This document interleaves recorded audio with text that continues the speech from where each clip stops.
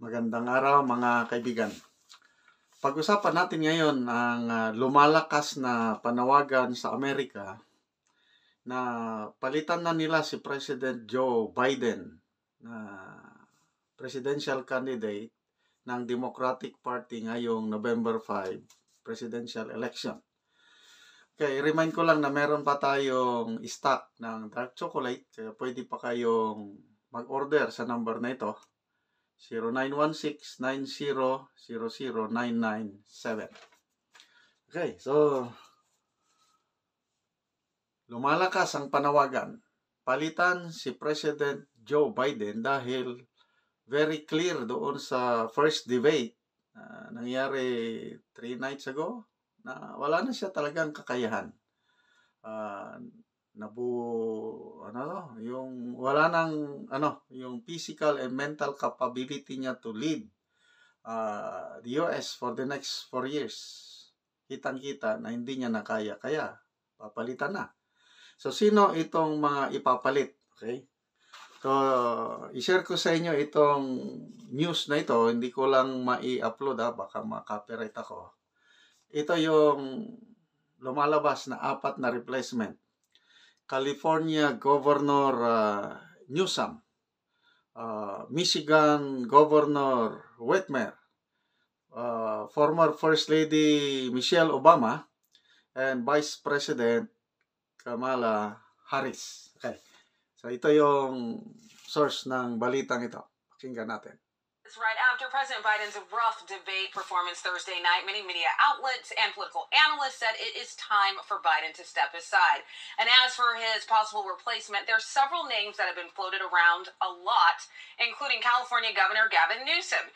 Even though Republicans can easily slam him over the high taxes, chronic crime, and homelessness in the state, this Democratic governor does not shy away from the cameras or making national headlines. Some political analysts believe he's been running a shadow campaign. He has been making presidential moves for months now, visiting Israel shortly after Hamas's October 7th attack and making a trip to China to discuss climate initiatives. He ran abortion rights ads in Republican-controlled states, and he went head-to-head with former GOP presidential contender Florida Governor Ron DeSantis in a debate moderated by Sean Hannity right here on Fox last year. Newsom was at the presidential debate on Thursday. After Biden's rough performance, he was asked about replacing the president. Here is his response. If you're asked, would you be willing to take that ticket? Everyone's told me you're willing to take on Donald Trump. Never turn my back on. Are you ready to take the Would you urge the president to reconsider? Absolutely not. Never turn my back on. That's a personal point of view. I do not have one Democrat that would do that. Another Democrat whose name keeps getting floated for a presidential contender is Michigan Governor Gretchen Whitmer. She leads a swing state that is critical for Democrats to win. The second-term governor also helped flip both chambers of the state legislature blue with her fight for abortion rights, a key issue among Democrats this election season. And we cannot go without mentioning former First Lady Michelle Obama and Vice President Kamala Harris. Both women are very popular among Democrats.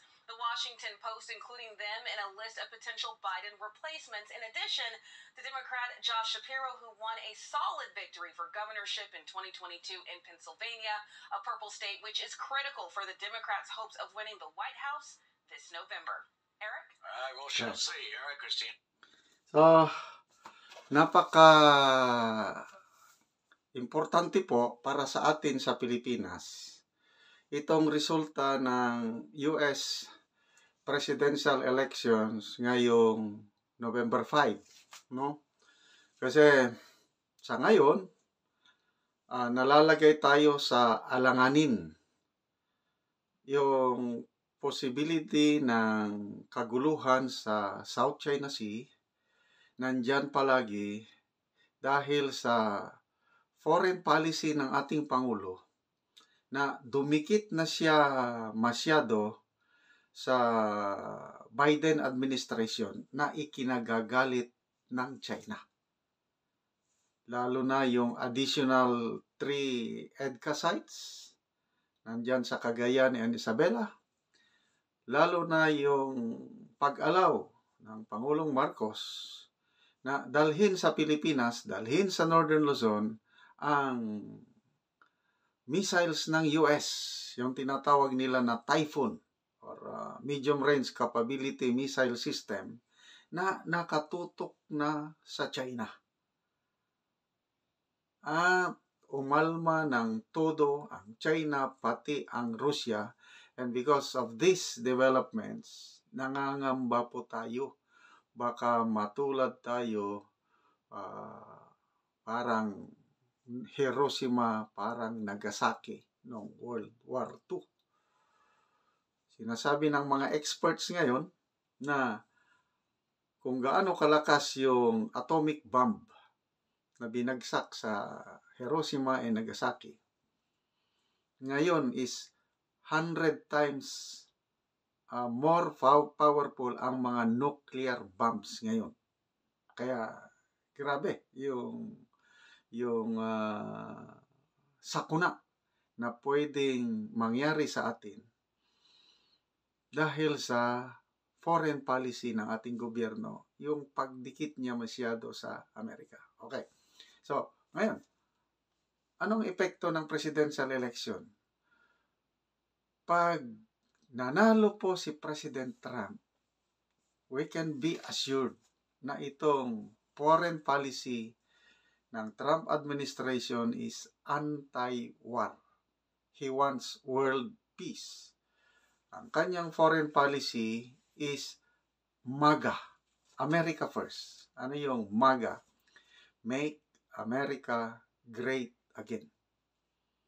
Ayaw niya ng arms race, ayaw niya ng yung mga nuclear, ayaw niya yan, yung NATO, ayaw niya yan, yung mga alliances. Ang gusto lang niya, negosyo.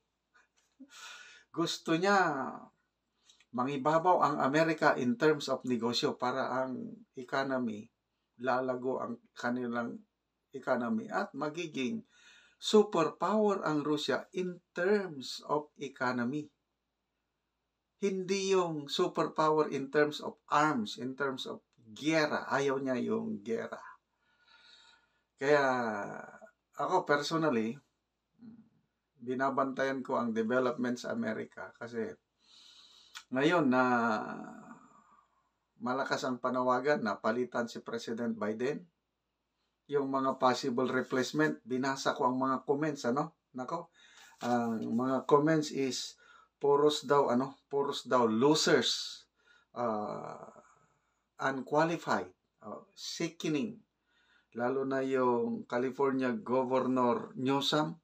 Nako, ang hirap, ang daming mga kapalpakan sa California ngayon. Kaya kung matuloy na palitan nila si President Biden as their candidate, nako, nakikita ko lalong tumataas yung possibility na manalo si ex-President Trump. Okay. Sabi ng isang comment, basahin ko. It's too late to replace Biden. The new candidate would start with absolutely no money. Okay, kailangan mo manalo sa election, kailangan mo ng finances.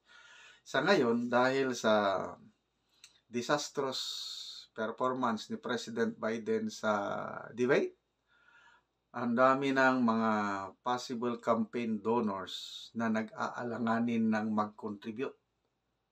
Kasi nga,